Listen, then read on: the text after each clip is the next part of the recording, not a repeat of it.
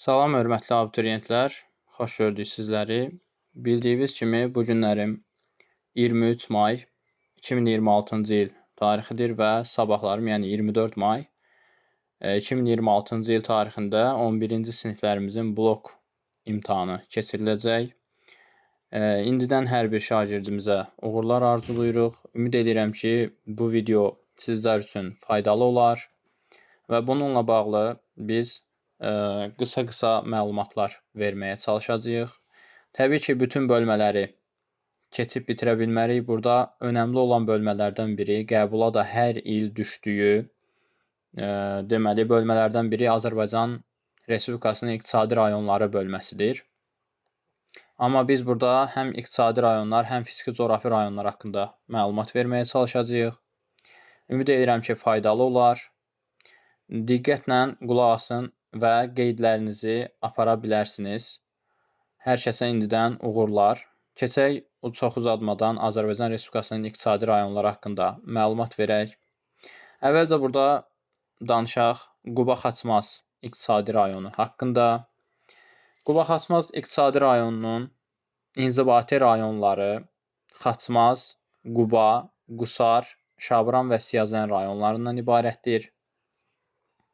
Bu iqtisadi rayon bildiyimiz kimi Xəzər sahili mövqeyə malikdir, yəni Xəzər sahilində yerləşir.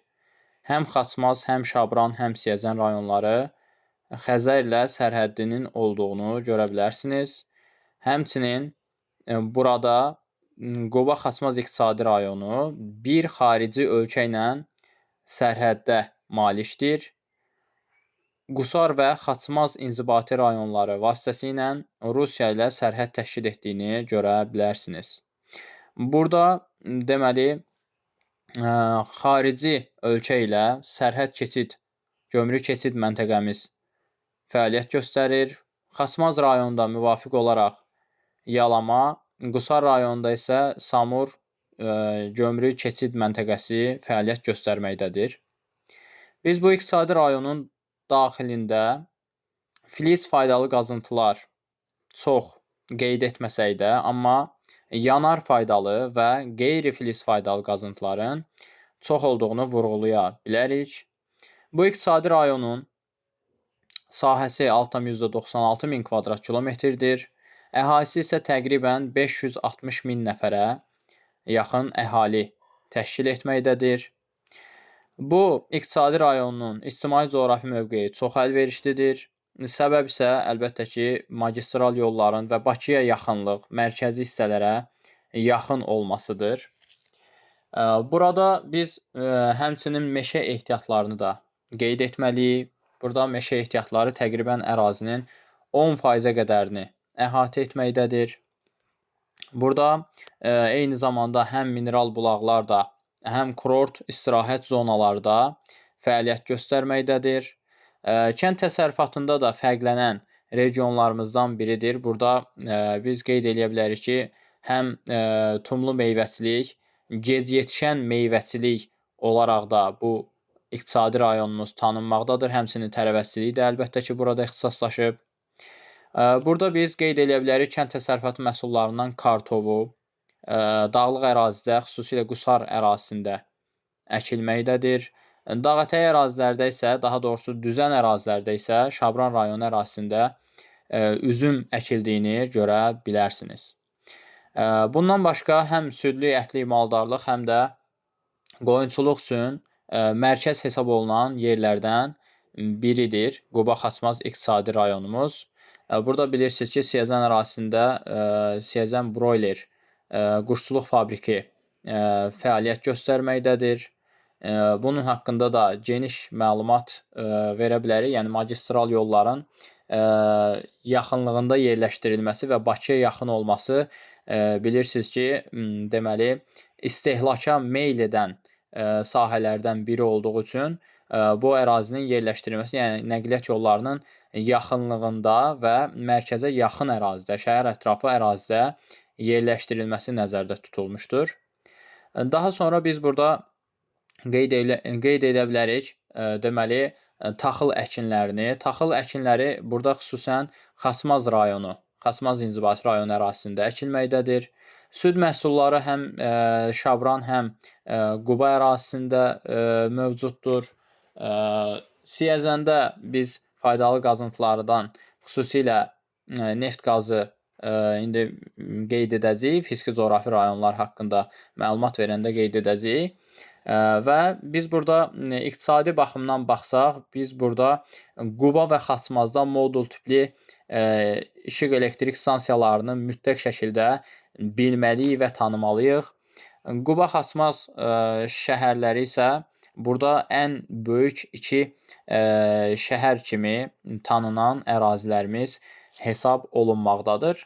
Gəlin biraz da fiziki tərəfindən danışaq. Burada fiziki tərəfindən gəlin burada Quba Xaçmaz deməli iqtisadi rayonunun daxilində neçə deməli tektonik zonada yerləşdiyinə gəlin baxaq. Burada əlbəttə ki, tektonik zona olaraq diqqət eləsəniz, həm Ön Qafqaz çökməsində, həm Böyük Qafqaz qalxmasında yerləşdiyini görə bilərsiniz.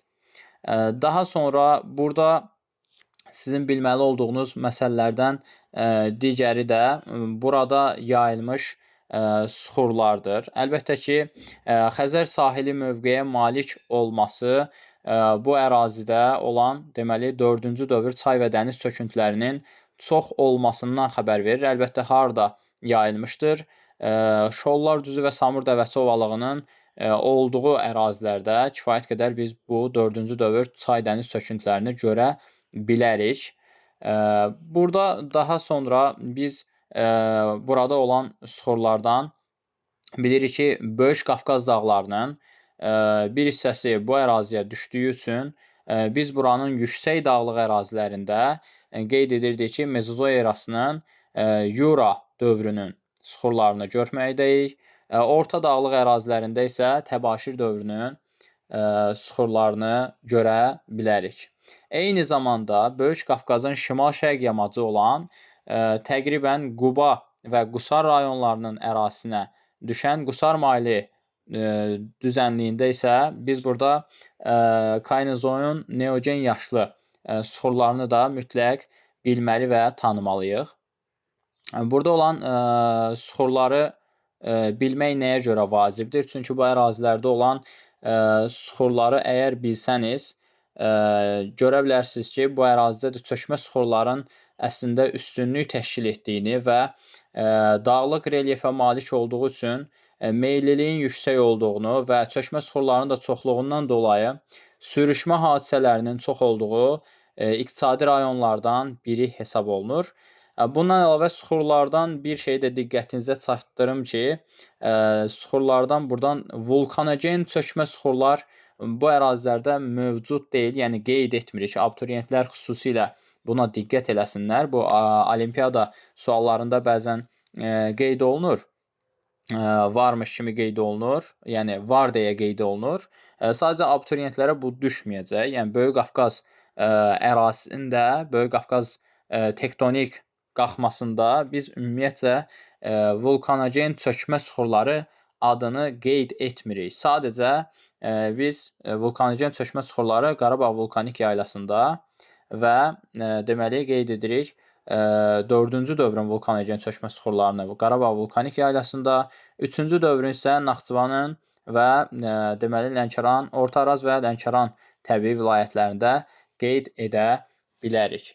Daha sonra gəlin biz burada danışaq, faydalı qazıntılardan danışaq. Faydalı qazıntıları kifayət qədər adlarını çəkə bilərik. Məsələn, burada biz qeyd edə bilərik yanar faydalı qazıntılardan qeyd edə bilərik. Bayaqlarım da adını çəkdiyimiz neft xüsusilə qeyd etməliyik. Siyəzən rayonunda, Siyəzən inzibati rayonunda neft mövcuddur. Bundan əlavə yanar şist Quba ərazisində mövcud olduğunu görə bilərsiniz. Filiz faydalı qazıntı qeyd etmirik. Qeyri-filiz faydalı qazıntılardan isə biz burada xüsusilə mərmərin adını çəkə bilərik ki, Quba rayonu ərazisində çəhrayı mərmər mövcuddur. Bundan əlavə digər sahil boyu ərazilərdə deməli tikinti materialları, qum, çınqıl bunları görə bilərsiniz. Daha sonra biz Quba Xaçmaz İqtisadi rayonu haqqında başqa nələri qeyd eləyə bilərik? Bayaqlarım qeyd etməyi unutduq. Burada əhalinin tərkibi deməli yeşcins hesab olunmur. Nəyə görə? Çünki burada biz qeyd etdik ki, həm ləzgilər, həm tatlar, deməli, həm dağ yəhudiləri bu ərazidə bilirsiniz ki, Quba rayonu ərazisində dağ yəhudilərin yaşadığını qeyd etmək olar. Tatlar isə nisbətən Siyəzən, Xızı ərazisində, Qubada da həmçinin mövcuddur. Bunları qeyd etmək vacibdir. Daha sonra gəlin danışaq burada Quba Xaçmaz İqtisadi rayonu daxilində deməli iqlim qurşaqlarından danışaq, daha doğrusu iqlim tiplərindən və yarım tiplərindən danışaq.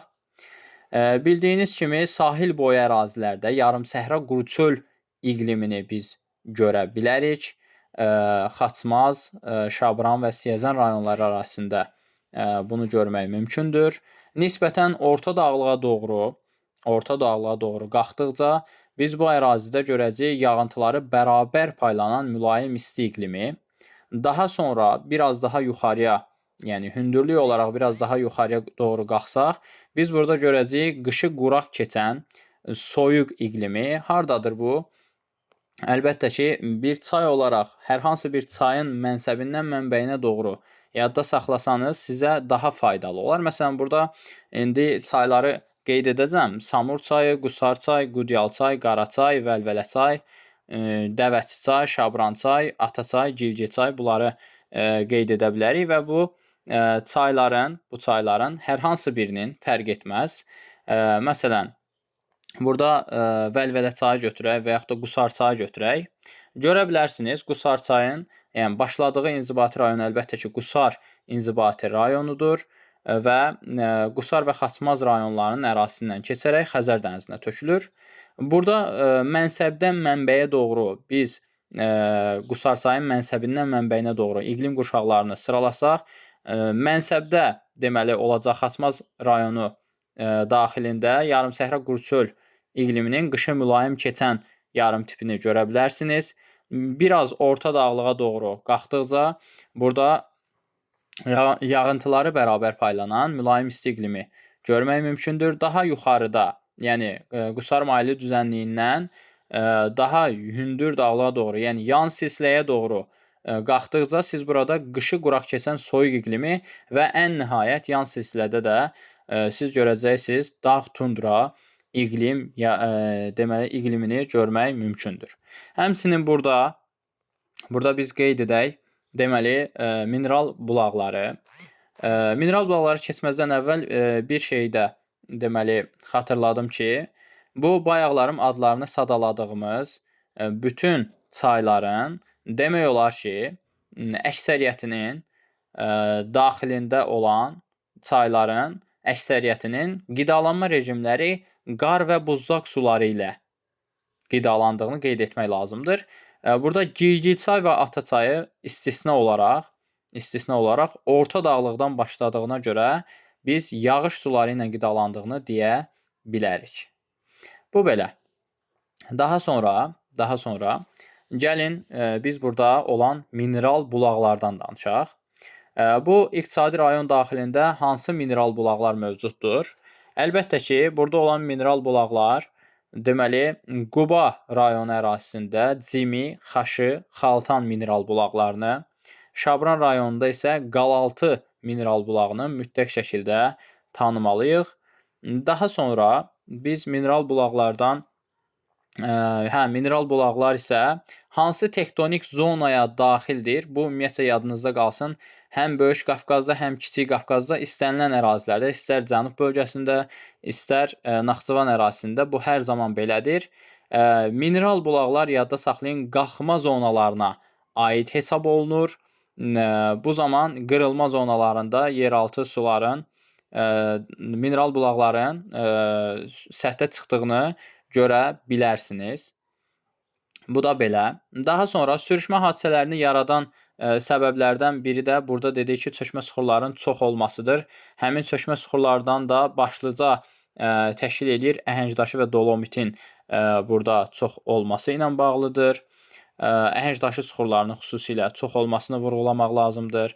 Daha sonra biz burada bu ərazi daxilində, bu iqtisadi rayon daxilində daha sonra hansı deməli iqlimi görə bilərik? İqlimdən bir şeyi də xatırladım ki, Siyəzən və Şabran rayonlarının çox az bir hissəsinə deməli siz görə bilərsiniz, deməli qışı quraq keçən mülayim isti iqlimi və deməli Siyəzən şəhərinin bir hissəsi, Siyəzən və Şabran rayonlarının bir hissəsini isə eyni zamanda yayı quraq keçən mülayim isti iqlim olduğunu görə bilərsiniz. Yəni bu iqtisadi rayon daxilinə bu ərazilər düşməkdədir.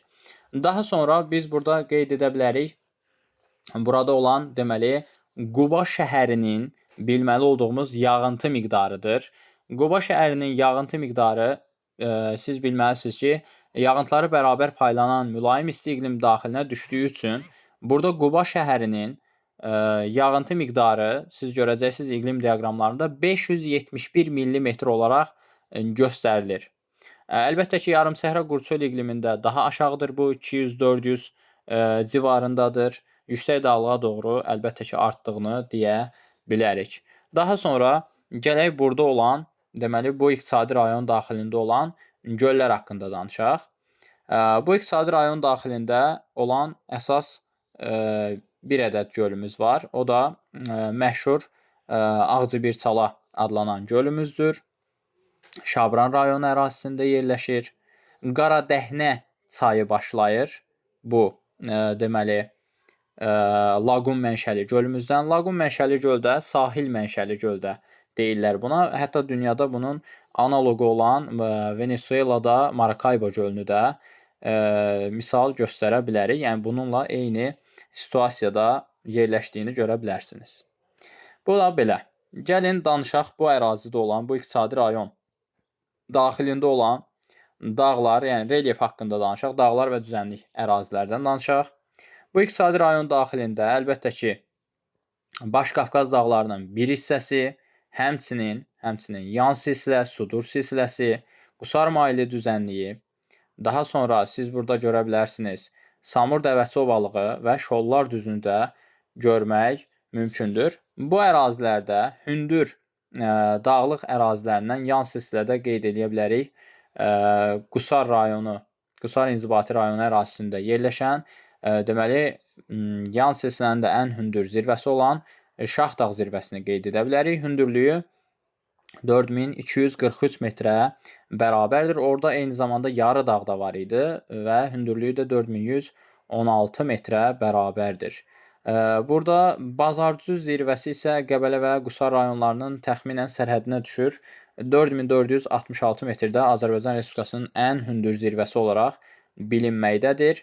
Daha sonra Quba rayonunda bilməli olduğunuz dağlardan biri Baba dağdır. 3629 metrdə onun hündürlüyü mövcuddur. Bu dağların hündürlüyünü mütləq bilməyimiz vacibdir.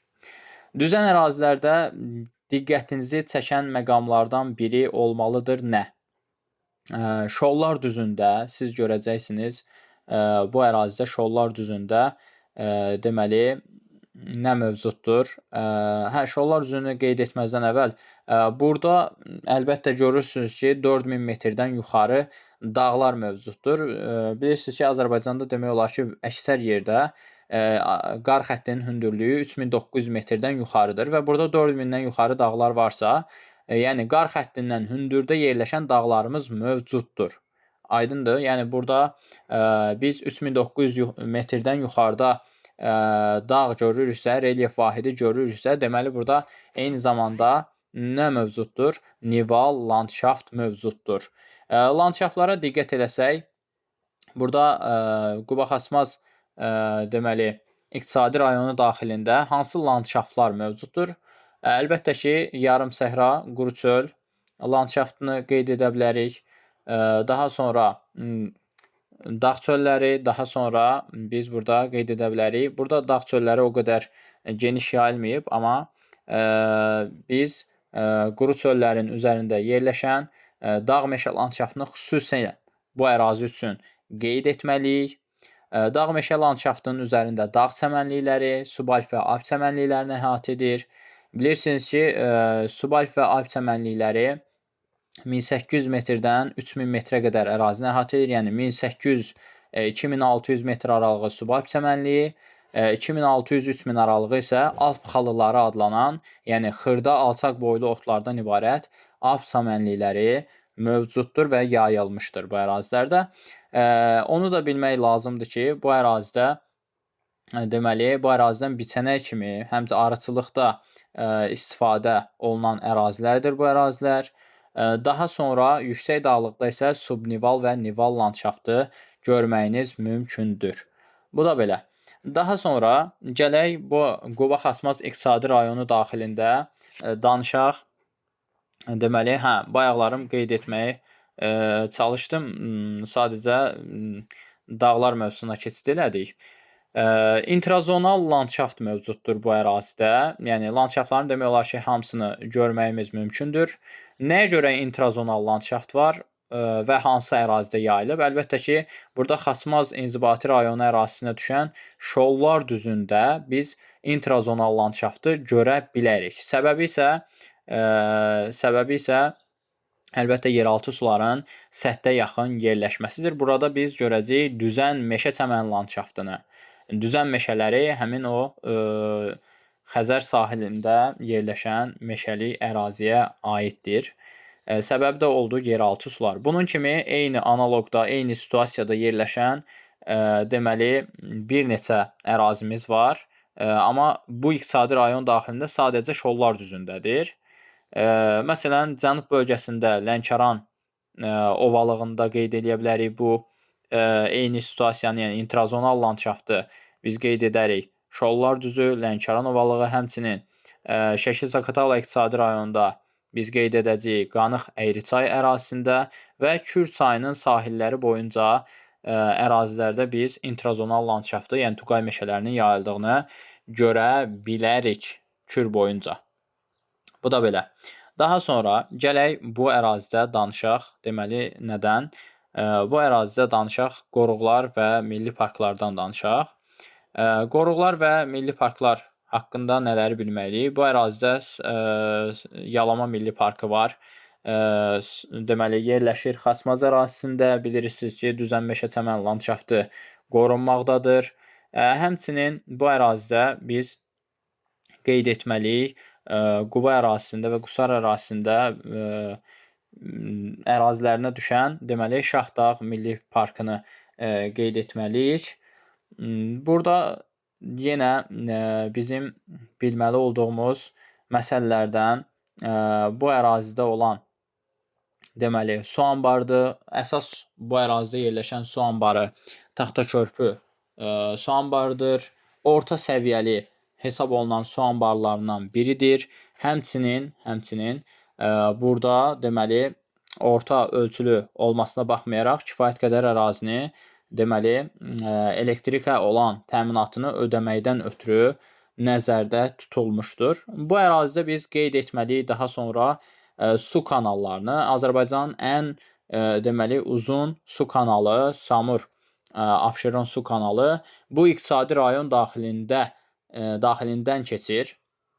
Əlbəttə ki, Samur çayından çəkildiyini görə bilərsiniz. Bu su kanalının həm Quba Xaçmaz iqtisadi rayonunu, həm Abşeron xızını, həm də Bakı iqtisadi rayonunu su ilə təmin edilməsində kifayət qədər əhəmiyyətə malikdir. Ceyranbatan su anbarına qədər deməli davam edir bu su kanalı və xatırlayırsınızsa Samur kanalına, Samur Abşeron kanalına paralel şəkildə daha bir kanal çəkilmişdir. Bu kanalın da adı Xanar kanalı. Yerli cəmaət buna Xan kanalı da deyirlər. Bu da diqqətinizdə olsun. Daha sonra Bu iqtisadi rayon daxilində biz tanımalıyıq bu ərazidən keçən deməli neft boru kəmərini. Xüsusilə Rusiya ərazisinə gedən burada əsas neft boru kəmərimiz var. Adı isə Bakı-Novosibirsk boru kəməridir. Bunu tanımaq lazımdır. Həmçinin Bakı-Dərbənd burada dəmir yolu xəttini də mütləq bilmək lazımdır. Bu iqtisadi rayon daxilində düşünürəm ki, əksər olan mövzulara toxunduq. Yaddan çıxan nə isə olsa yenə qayıdıb qeyd edərik. Gəlin biraz danışaq deməli bu iqtisadi rayon haqqında məncə kifayətdir. Gəlin danışaq biraz fərqli iqtisadi rayonlardan. Məsələn, burada danışaq Şəki-Zaqatala iqtisadi rayonundan danışaq. Bu iqtisadi rayona daxildir deməli hansı ərazilər? Balakən rayonu, deməli Zaqatala rayonu, Qax, Şəki, Oğuz və Qəbələ rayonunu. Quba-Xaçmazda bir şey də nəzərinizə çatdırım, yadıma düşmüşkən. Quba-Xaçmaz iqtisadi rayonu daxilində uşaqlar deməli şəhərlərin və rayonların sayı eyni deyil. Nəyə görə? Çünki burada siz görəcəksiniz, deməli inzibati rayon sayını 4 ədəd, amma şəhər sayını görəcəksiniz 5 ədəd. Nəyə görə? Çünki burada Xaçmaz inzibati rayonunun daxilində 2 şəhər mövcuddur. 1 Xaçmaz şəhəri, 2 Xudat şəhəri. Yəni burada şəhərlərin sayı rayonların sayından daha çoxdur. Bu da belə diqqətinizdə olsun. Daha sonra gələk burada danışaq, deməli nədən danışaq? Şəki-Zaqatala iqtisadi rayonu haqqında danışaq. Şəki-Zaqatala iqtisadi rayonunu deməli tərkibinə daxil olan əraziləri bayaqlarım qeyd etdik. Sahəsi 8,84 min kvadrat kilometrdir. Əhalisi də təxminən 630 min nəfərə yaxındır. Bu ərazidə də biz qeyd edəcəyik nələri? Böyük Qafqazın bir hissəsi Böyük Qafqaz ərazisinə düşdüyü üçün, yəni iki tektonik zonada yerləşdiyini görə bilərsiniz. Həm Böyük Qafqaz tektonik qalxması, həm də Kür tektonik çökməsində yerləşdiyini görə bilərsiniz. Burada siz yadımızdakən deyək, məsələn, burada rayonların və şəhərlərin sayı bir-birinə bərabərdir.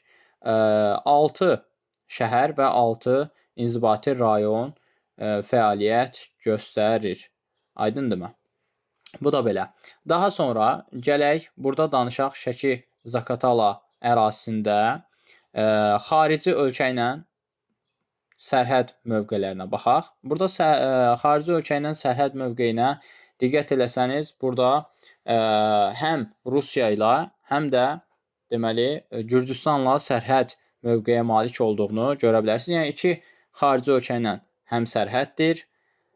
Bu inzibati rayonların içərisində Balakən, Zaqatala və Qax inzibati rayonları iki ölkə ilə, Şəki, Oğuz və Qəbələ inzibati rayonları isə bir xarici ölkə ilə sərhəddə malikdir. Bu diqqətinizdə olsun. Yenə deyirəm, Balakən, Zaqatala və Qax inzibati rayonları iki ölkə ilə, Şəki, Oğuz və Qəbələ isə bir ölkə ilə həmsərhəd olduğunu görə bilərsiniz. Bu belə. Daha sonra gəldik, danışaq burada. Əlbəttə ki, bu ərazidə də kifayət qədər qalxma zonası olduğu üçün, əlbəttə bu ərazidə də mineral bulaqlar fəaliyyət göstərir, yəni mövcuddur. Həmçinin meşə landşaftı bu ərazidə də mövcuddur. Yəni turizm, rekreasiya üçün uyğun ehtiyatlar mövcuddur. Bu belə. Əlbəttə ki, yüngül və yeyinti sənayesi isə demək olar ki, bütün iqtisadi rayonların daxilində inkişaf etdiyini görə bilərsiniz. Sonra danışaq bu ərazidə deməli tektonik zonaları qeyd etdik. Bu ərazidə danışaq suxurlar haqqında. Suxurlar haqqında nə deyə bilərik? Bu ərazidə yerləşən suxurlar hansılardır? Yenə Böyük Qafqazın yüksək dağlıq ərazisinə düşdüyü üçün burada Yura dövrünün süxurlarını, orta dağlığında isə Təbaşir dövrünün süxurlarını görə bilərsiniz. Həmçinin Qanıq Ərçay bölgəsində siz görəcəksiniz burada deməli hansı 4-cü dövrün çay dəniz çöküntülərini görə bilərsiniz. Bundan əlavə bu iqtisadi rayon daxilində siz neogen yaşlı süxurları da görə bilərsiniz. Səbəb isə bu Acınohur düzünün bir hissəsinin deməli Qax və Şəki rayonlarının, Şəki inzibati rayonlarının ərazisinə düşməsi ilə bağlıdır. Yəni bu ərazidə biz qeyd edəcəyik neogen yaşlı süxurlar da mövcuddur. Bu belə. Daha sonra gəldik bu ərazidə danışaq faydalı qazıntılardan. Faydalı qazıntılar. Bu ərazidə filiz faydalı qazıntılar kifayət qədər azdır. Harda yayılıb? Balakən çay, Katex çay, Mazım çay, Kürmüş çay hövzəsində, filiz çay, yəni Balakən və Zaqatala inzibati rayonlarının ərazisində polimetal yatağı fəaliyyət göstərir. Bu polimetal yatağı, sadəcə polimetal yatağı deməli filiz faydalı qazıntının olmasını göstərir. Lakin bunun sayı çox olmadığı üçün biz qeyd edirik ki, geniş şəkildə yayılmayıb. Yəni filiz faydalı qazıntı bu iqtisadi rayon daxilində varmı? Var. Amma geniş yayılıbmı? Xeyr, geniş yayılmayıb. Bu da belə. Daha sonra faydalı qazıntılarından biz yenə də deməli qeyd edə bilərik sadəcə burada polimetal yatağını. Başqa da bir faydalı qazıntı adı qeyd etmirik demək olar ki. Burada mineral bulaqlar kifayət qədər çoxdur. Gəlin baxaq mineral bulaqlarına. Mineral bulaqlarından burada biz görəcəyik, deməli mineral bulaqlarından görəcəyik Qax rayonu ərazisində deməli İlisu, sonra Oğuz rayonu ərazisində Xalxal, Qəbələ rayonu ərazisində isə Bum adlanan deməli mineral bulaqları görə bilərsiniz. Daha sonra bu ərazidə axan çaylara baxaq. Bu ərazidən axan çaylar deməli hansı çaylardır? Əlbəttə ki, Balakən çay, Mazım çay, Katex çay, Kürmüş çay, Əyri çay, Kişi çay, Şin çay. Bu iqtisadi rayon daxilindən axan Qanıq çay. Daha sonra burada 2 dənə də çayımız var. Mənbəyi bu ərazidə yerləşən Əlican çay və Türyan çayı da qeyd edə bilərik. Bu çayların hamısının qidalanma rejimi istisnasız olaraq deməli yeraltı sularla qidalandığını görə bilərsiniz. Yağış suları da mövcuddur, amma qar suları demək olar ki, burada üstünlük təşkil etmir və yoxdur demək olar ki, çox az miqdarda var. Daha çox payı yeraltı sular tutmaqdadır. Yəni burada istisna yoxdur, rahat yadınızda qalacaq. Deməli qidalanma rejiminə sahib olan iqtisadi rayonlarımızdan biridir. Daha sonra biz burada qeyd edəcəyik nəyi? Qeyd edəcəyik bu ərazidə olan iqlim qurşaqlarını, iqlim tiplərini daha doğrusu, yarım tiplərini. Burada yerləşən deməli iqlim yarım tiplərinə diqqət eləsəniz, yenə mən sizə tövsiyə edərdim ki, mənsəbdən mənbəyə doğru bir adətən A-B nöqtəsi xətti qoyulur və bu xətt üzrə bizdən iqlim yarım tipləri soruşulur. Bu iqtisadi rayonda da yəni bu tipli suallardan istifadə edə bilərlər. Ona görə diqqətiniz burada olsun. Burada deyə bilərik ki, məsələn, Qanıq Əyriçay hövzəsinə tökülən çayların mənsəbindən mənbəyinə doğru, məsələn, burada Katex çay, Filiz çay, Kürmüş çay olsun, bunların mənsəbindən mənbəyinə doğru iqlim yarım tiplərini sadalasaq, Qanıq Əyriçay bölgəsində biz bilirik ki, iqlim qışı quraq keçən mülayim isti iqlimdir. Daha sonra orta dağlığa doğru qalxdıqca yağıntıları bərabər paylanan mülayim isti iqlim, daha sonra sadəcə Baş Qafqazda olan, daha doğrusu sadəcə Böyük Qafqaz təbii vilayəti daxilində yerləşən, bütün fəsillərdə bol yağıntı alan soyuq iqlimi, onun da üzərində, yəni onun da yuxarı hissəsində biz görəcəyik dağ tundra, deməli, iqlim tipini. Amma bu çaylardan Əlican çayı və yaxud da Türyan çayı bizdən soruşsaydılar, bunların mənsəb hissəsi artıq Kür çayı olduğu üçün biz qeyd edəcəyik, deməli, yarım səhra quru çöldən başlayaraq üzü yuxarıya doğru yarım səhra quru çöl, qışı mülayim keçən yarım səhra quru çöl, qışı quraq keçən mülayim isti, yağıntıları bərabər paylanan mülayim isti, daha sonra bütün fəsillərdə bol yağıntı alan soyuq və dağ tundra iqlimini görə bilərik. Bu ərazidə yerləşən dağları qeyd etsək, bu ərazidə yerləşən dağlara diqqət etsəniz, əlbəttə ki, Baş-Qafqaz sıra dağları yerləşdiyi üçün 4000 metrdən yuxarı dağları biz burada da görə biləcəyik. Məsələn, Raqdan olsun, Çingiz Mustafayev olsun, Tufandaq olsun və s. və ilaxır. Bunların hündürlüklərini də bilmək lazımdır.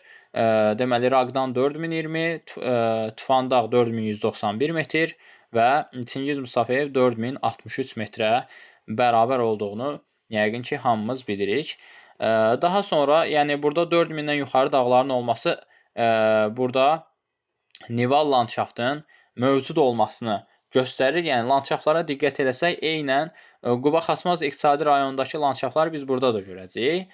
Yəni yarım səhra, quru çöl, dağ çöl, daha sonra dağ meşə, subab çəmənlikləri, yəni daha sonra subnival və nival landşaftı görməyimiz mümkündür. Burada da qar xəttindən yuxarıda olan dağlarımız mövcuddur.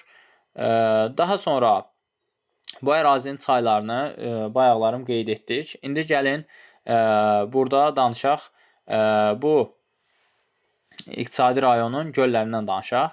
Bu iqtisadi rayon daxilində əsas fərqlənən, deməli, 2 dənə əsas gölümüzü qeyd edəcəyik. Onlardan biri Acınoxur düzündə yerləşən Acınoxur deməli gölüdür, şorsuludur və sadəcə tektonik mənşəli göllərimizdən biridir.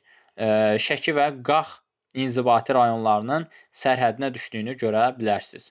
Daha sonra Qəbələ rayonunda yerləşən Tufan gölü qeyd etmək lazımdır ki, həm tektonik, həm buzlaq mənşəli olan bizim göllərimizdən biri hesab olunur. Bu da belə. Daha sonra burada görə bilərsiniz, Məzradan kənarda yerləşən su anbarı var. Nohur adlanan, Nohur qışlaq da deyirlər. Nohur su anbarı Qəbələ inzibati rayonunun ərazisində yerləşir və Məzradan kənarda yerləşir. Bunun qidalanmasında da Vəndamçay və deməli Vəndamçay və Dəmiraparan çayı xüsusən qeyd etmək lazımdır. Yəni qidalanmasını həmin bu iki çaydan götürür. Amma Məzradan kənarda yerləşir. Bunu bilmək lazımdır. Daha sonra Balakən, daha doğrusu Şəki deməli Zaqatala iqtisadi rayonu daxilində bizim bilməli olduğumuz məsələlərdən biri də yağıntı məsələsidir. Respublikamızda ən çox ikinci yağıntını alan ərazi burada Qanı-Xəyirsay hövzəsidir ki, daha doğrusu Şəki-Zaqatala iqtisadi rayonudur ki, burada Qanı-Xəyirsay bölgəsində yağıntı miqdarı təxminən 1000 millimetrdən civarında, yəni 1000 millimetrdən 1600 millimetrə qədər alçaq dağlıqdan yüksək dağlığa doğru biz bunun miqdarının artdığını görə bilərik. Yəni Qanı-Xəyirsayda demək olar ki 1000 millimetr mövcuddur, yağıntı mövcuddur və xatırladım ki, Zaqatala şəhərinin yağıntısı isə 1036 millimetr yağıntıya bərabərdir. Burada Qax şəhəri xaricində yerləşən bütün deməli şəhərlər, bu iqtisadi rayon daxilində yerləşən şəhərlər demək olar ki, hamısı yerləşir deməli yağıntıları bərabər paylanan mülayim isti iqlim daxilində. Sadəcə bir dənə Qax şəhəridir ki, qışı quraq keçən şəhərin özündən gedir burada söhbət. Sadəcə Qax şəhəridir ki, qışı quraq keçən deməli mülayim isti iqlim daxilində yerləşir. Bu da belə. Daha sonra bir şey də nəzərinizə çatdırım ki, bir şeyi də nəzərinizə çatdırım ki, burada da sərhəd keçid gömrük məntəqəmiz mövcuddur. Balakən inzibati rayonu daxilində yerləşir. Bu da belə. Aha. Bu iqtisadi rayon daxilində, Şəki Zaqatala iqtisadi rayon daxilində biz əlbəttə qeyd edə bilərik burada yerləşən qoruq və milli parkları. Burada yerləşən qoruq və milli parklara diqqət eləsək, deməli Zaqatala və deməli İlisu qoruğunu mütləq qeyd etməliyik. Zaqatala qoruğu yerləşir Balakən və Zaqatala inzibati rayonlarında. İlisu deməli qoruğu isə yerləşir əlbəttə ki Qaxda. Hər ikisində deməli meşə və dağ, çəmən landşaftı qorunmaqdadır. Yəni bu ərazidə yerləşən əsas qoruqlarımız bunlardır. Bu iqtisadi rayon daxilində bir də Oğuz və Qəbələ inzibati rayonlarının ərazisinə Şahdağ Milli Parkının da yenə bir hissəsi düşməkdədir. Bunu da yadda saxlayın. Daha sonra burada əlbəttə yasaqlıq da var. Şəki və Qəbələ yasaqlığını da qeyd edə bilərik. Başqa da məncə bunları bilsək kifayət edər.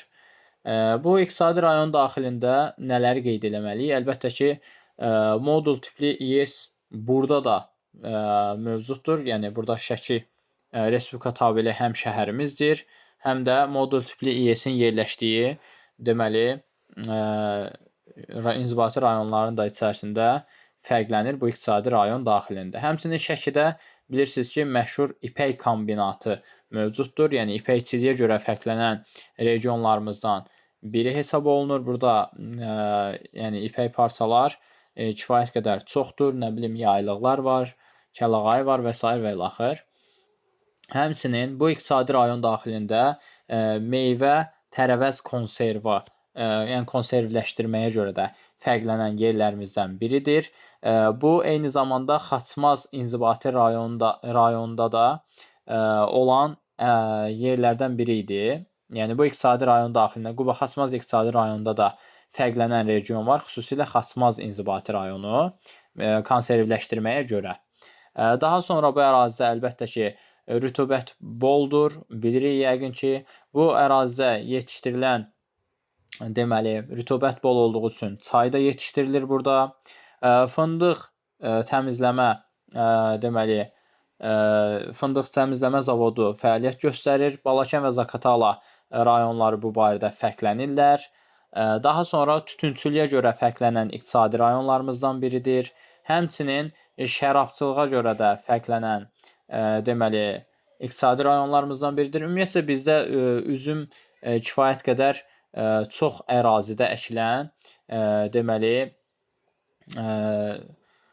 bitkilərdən biridir üzümçülük. Həmçinin burada siz görəcəksiniz diqqətinizi cəlb eləsin ət və süd məhsullarına görə də fərqlənən regionlardan biridir. Burada heyvandarlıqdan uşaqlar yadınıza gəlirsə, burada camışçılıq var idi. Bunu mütləq yadınızda saxlayın.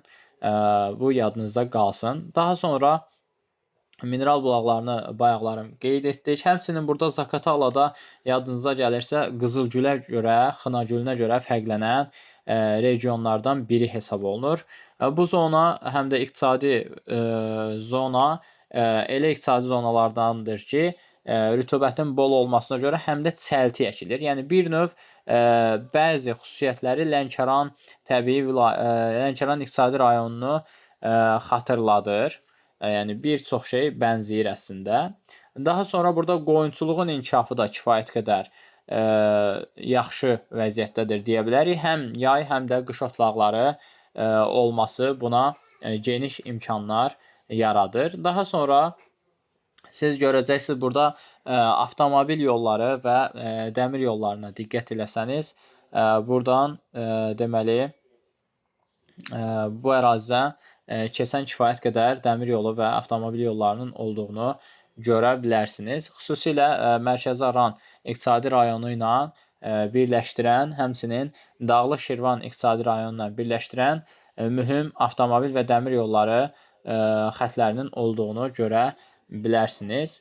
Burada Ağdaş ərazisindən Qəbələyə doğru, yəni Ləkidən Qəbələyə doğru çəkilən bir yolu görə bilərsiniz. Həmçinin Yevlax-Balakən adlanan dəmir yol xəttində yəqin ki, çoxumuz tanıyırıq. Bu da belə. Daha sonra gəlin biz burada danışaq hansı iqtisadi rayondan. Məncə burada düşmə ehtimalı yüksək olan iqtisadi rayonlardan biri düşünürəm ki, burada düşər. Şəki-Zaqatala xaricində yəqin ki, burada düşər. Şərqi Zəngəzura gəlin baxaq. Şərqi Zəngəzur iqtisadi rayonuna. Şərqi Zəngəzur iqtisadi rayonuna diqqət eləsək, burada da əhali sayı təxminən 350 min nəfərə yaxındır. Sahəsi 134 min kvadrat kilometrdir.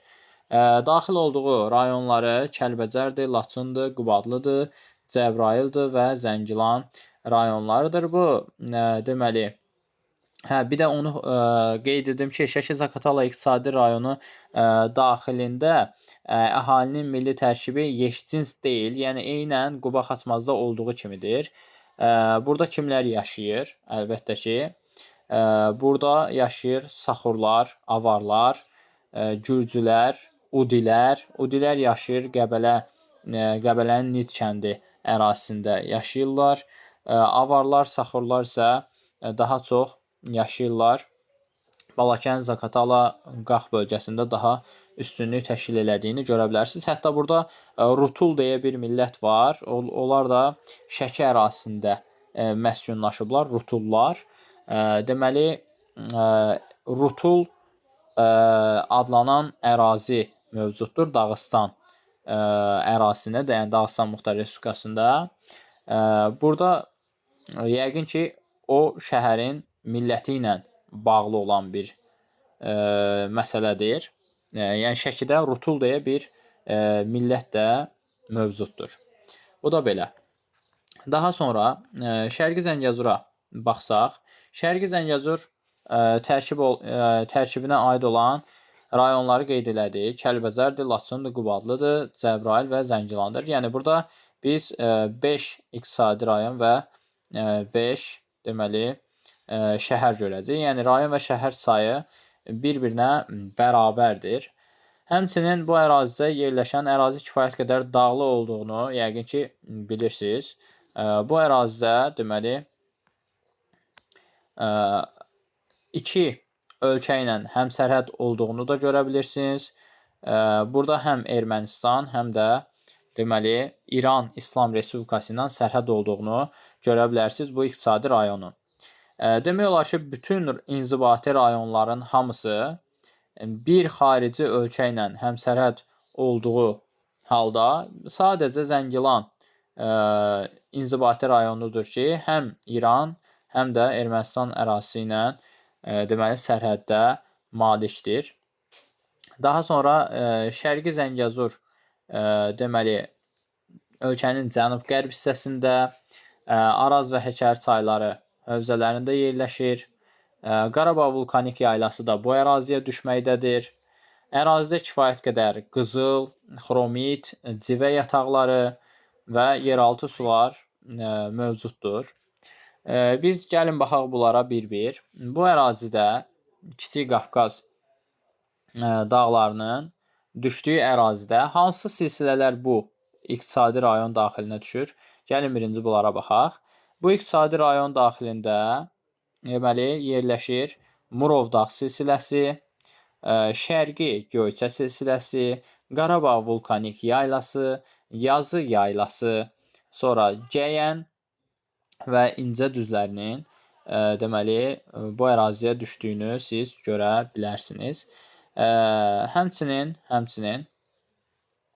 bu ərazidə biz qeyd eləyə bilərik, ərazinin relyefinin dağlıq olduğundan dolayı bu silsilələrin ən yüksək zirvələrini də tanımaq mütləq lazımdır. Hətta Murovdağ silsiləsində biz bir neçə zirvənin adını tanımalıyıq. Burada ən hündür zirvə bilirik ki, Camışdağ zirvəsidir, 3724 metrdir. Böyük Hinaldağ var, 3367 metrə bərabərdir. Kəpəz dağı var, 3066 metrə bərabərdir. Daha sonra yaxınlıqda Ömər aşırımı mövcuddur, 3261 metrə bərabər olduğunu yəqin ki, bilirsiniz. Zod aşırımı da var orada. Zod aşırımı da təxminən 2365 metrə bərabərdir. Bu da belə. Daha sonra Şərqi Göyçə silsiləsinin ən hündür zirvəsini tanımalıyıq. Burada Kəti dağdır, 3399 metrə bərabərdir. Qarabağ vulkanik yaylasında Dəli dağdır, 3616 metr. Orada bilirsiniz ki, Azərbaycanda yerləşən sönmüş vulkanlar, stratotipli sönmüş vulkanlarımız mövcuddur. Yəni bu yüksək zirvələri tanımaq şərtdir.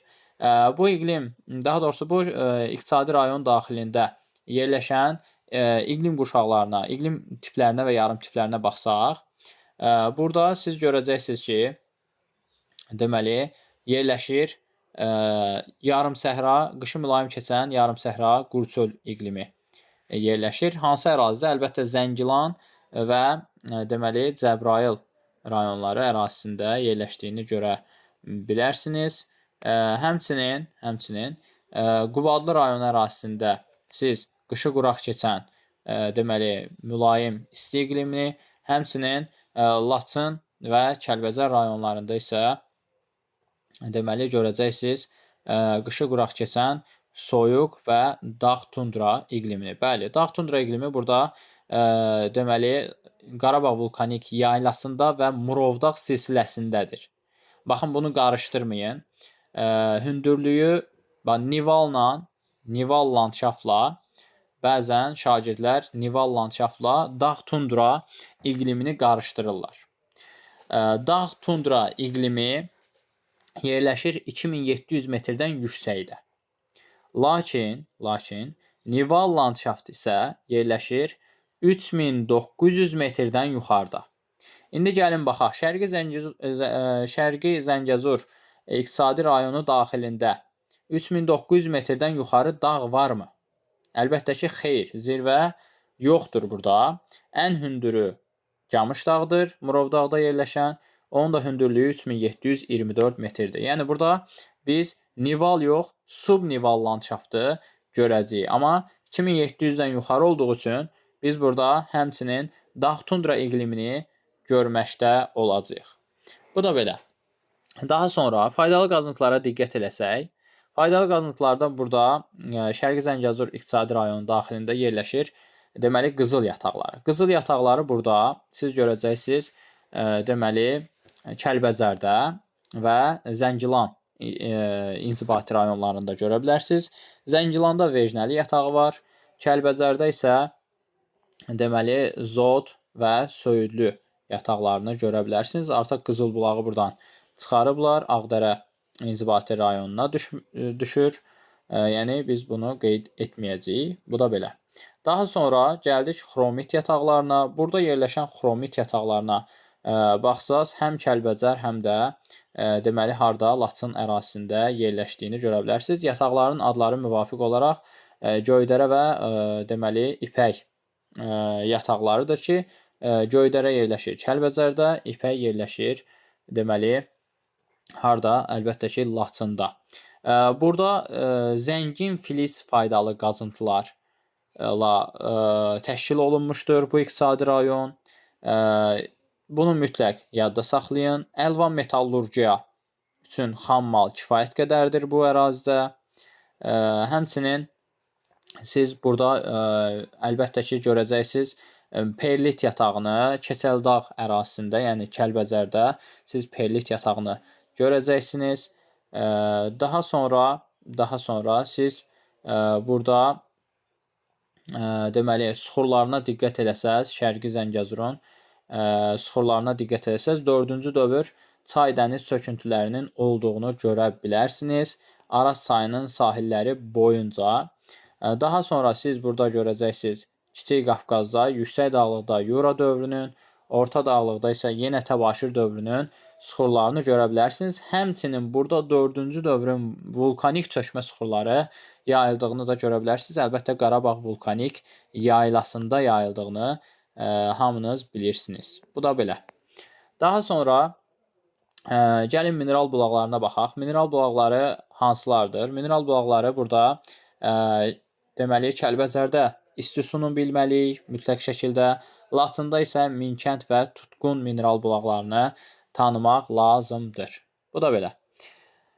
Daha sonra biz danışa bilərik burada deməli kənd təsərrüfatı və heyvandarlıq haqqında. Heyvandarlıq burada bu iqtisadi rayon daxilində həm qoyunçuluq, həm maldarlıq, həm arıçılıq burada kifayət qədər üstünlük təşkil edir. Çünki bu ərazidə bilirsiniz ki, yay otlaqları, yəni ərazi dağlıq olduğu üçün yay otlaqları kimi istifadə olunan ərazilər kifayət qədərdir. Həmçinin bu ərazidə yenə siz görəcəksiniz, deməli, taxılçılıq, meyvəçilik, üzümçülük, sonra tütünçülük burada da mövcuddur. Bunu da yadda saxlamaq lazımdır. Bu iqtisadi rayon daxilində biz daha sonra qeyd edə bilərik nələri? Bu ərazidən axan çayları qeyd edə bilərik, qoruqları qeyd edə bilərik və gölləri qeyd edə bilərik. Gəlin baxaq, bu ərazidən axan çaylara diqqət eləsəniz, daha çox buranın çayları bir hissəsi Kiçik Qafqazın şimal-şərq yamacına doğru axan çaylardır. Bir hissəsi Kiçik Qafqazın cənub-şərq istiqamətindən axan çaylardır. Burada cənub-şərq yamacına baxsaz, deməli, buradakı çaylardan siz görə bilərsiniz hansı çayı. Burada cənub-şərq yamacında əlbəttə ki, Azərbaycanın ən çirkli çaylarından biri Zəngilan rayonundan axan Oxçu çayıdır. Zəngəzur silsiləsindən başlayır, Ermənistan ərazisindən keçir və Zəngilan inzibati rayonundan Araz çayına tökülür. Qidalanmasında qar, buzlaq suları üstünlük təşkil edir. Bunu bilmək vacibdir. Amma Ermənistan ərazisindən keçdiyi üçün orada sənaye tullantıları həmin çaya atılır və ən çirkli çaylardan biri hesab olunur. Bu belə. Daha sonra Həkəri çay, burada Bərüşat çay, sonra Hocaz, deməli, Hocaz su adlanan çayı görə bilərsiniz. Hocaz silsiləsi də var burada. Bu ərazidə yerləşir. Həmçinin siz bu çayların qidalanma rejiminin yeraltı sular olduğunu da görə bilərsiniz. Bir dənə bu Qarabağ Sıra dağlarından başlayan bir çay var, Köndələn çay, amma o Qarabağ iqtisadi rayonuna düşür, Şərqi Zəngəzura demək olar ki, düşmür. Bu da belə. Daha sonra şimal-şərq yamacına doğru axan çayların da hamısı əlbəttə ki, qidalanma rejimi nədir? Yeraltı sularla qidalanır. Bu da belə. Daha sonra burada yerləşən göllərə gəlin nəzər salaq. Bu ərazidə yerləşən göllərə nəzər salsaq, Kəlbəcər və deməli Laçın ərazisində gölləri qeyd etmək lazımdır. Sizə ən çox düşmə ehtimalı yüksək olan Qaragöl, Böyük Alagöl və Kiçik Alagöldür. Bunların hər üçü şirin sulu göllərdir, yəni şirin hesab olunan göllərdir. Həm vulkan bənd, həm də vulkan kraterində yerləşən göllərdir. Vulkan kraterində Qaragöl yerləşir, vulkan bənd mənşəyi isə Böyük Alagöl və Kiçik Alagöl gölləri hesab olunur. Qaragöl Laçındadır, Böyük Alagöl və Kiçik Alagöl isə yerləşir Kəlbəcər inzibati rayonunda. Bu da belə. Daha sonra biz nələr qeyd edə bilərik? Burada bayaqlarım adını çəkdik. Məsələn, landşaftlardan nələr var? Landşaftlardan bu ərazidə yadda saxlamalısınız ki, deməli, həm yarım səhra, həm quru çöl, həm dağ çölləri, həm deməli dağ meşə landşaftı, həm deməli subalp alp səmənlikləri yəni nəzərdə tuturuq.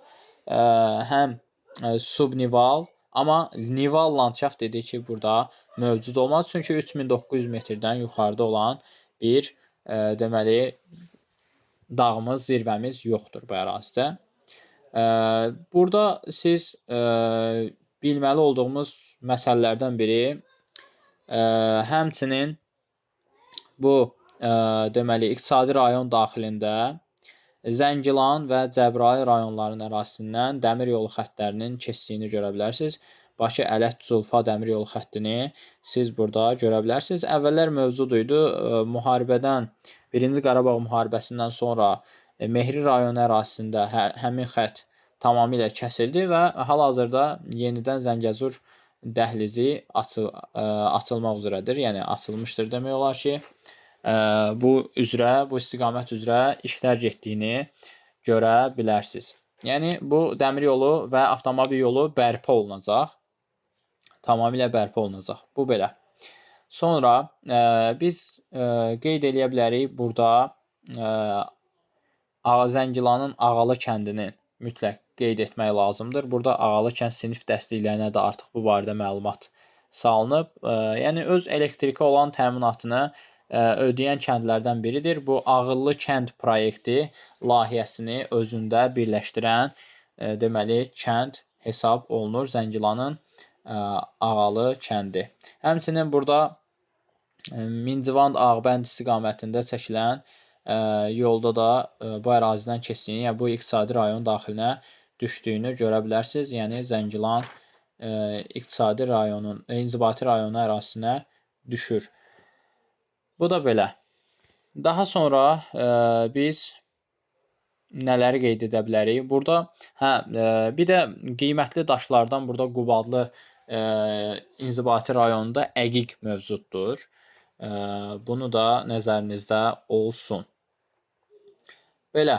Daha sonra biz gəlin danışaq. Burada cənub bölgəsindən Lənkəran və Astara bölgəsindən, yəni Lənkəran deməli iqtisadi rayonundan danışaq. Lənkəran iqtisadi rayonuna daxil olan əraziləri görürsüz yəqin ki, Lənkəran, Cəlilabad, Masallı, Yardımlı, Lerik və Astara inzibati rayonlarını əhatə edir. Burada da siz görə bilərsiniz ki, şəhərlərin sayı inzibati rayonların sayından çoxdur. Bu ərazidə deməli siz Lənkəranda yerləşən Liman şəhərini mütləq tanımalısınız. Həmçinin Cəlilabad ərazisində yerləşən Göytəpə şəhərini tanımalısınız.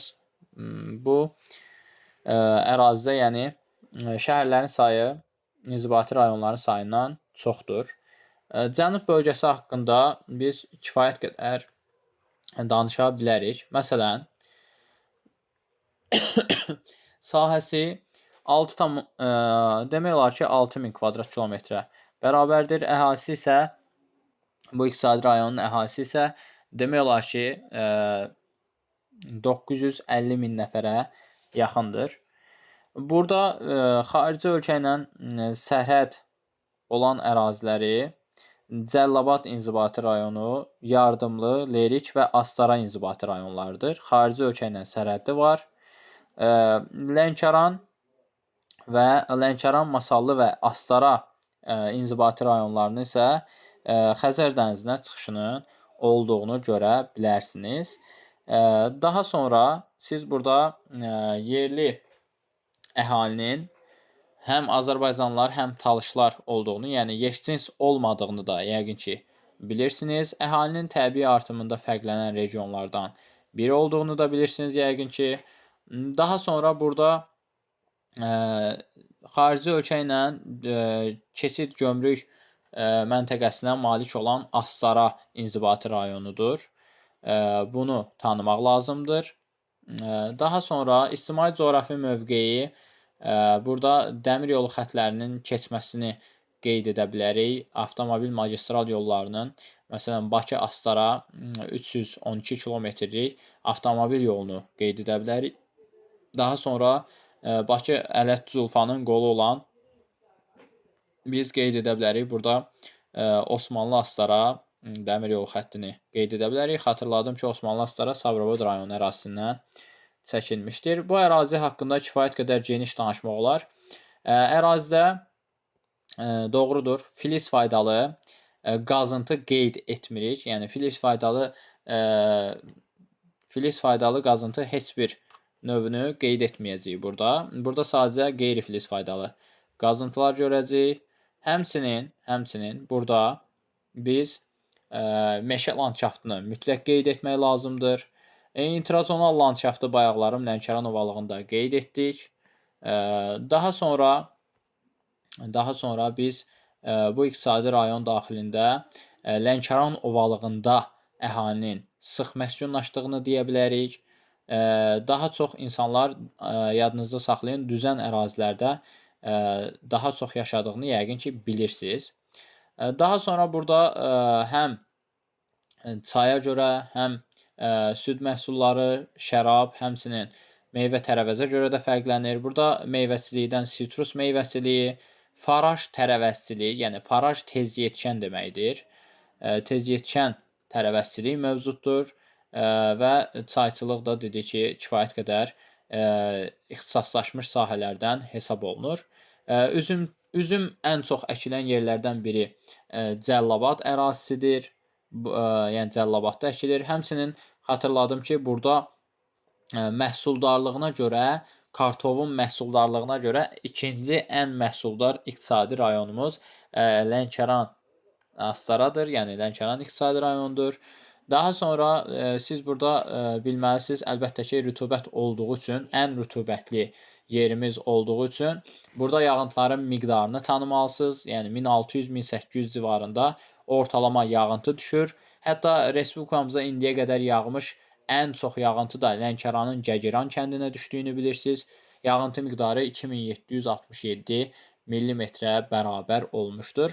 Lənkəran şəhərinin yağıntısı, bilməlisiniz, burada Lənkəran şəhərinin yağıntısı 1402 millimetrdir. Yəni bu rəqəmi görsəniz, avtomatik bilin ki, söhbət Lənkəran şəhərindən gedir.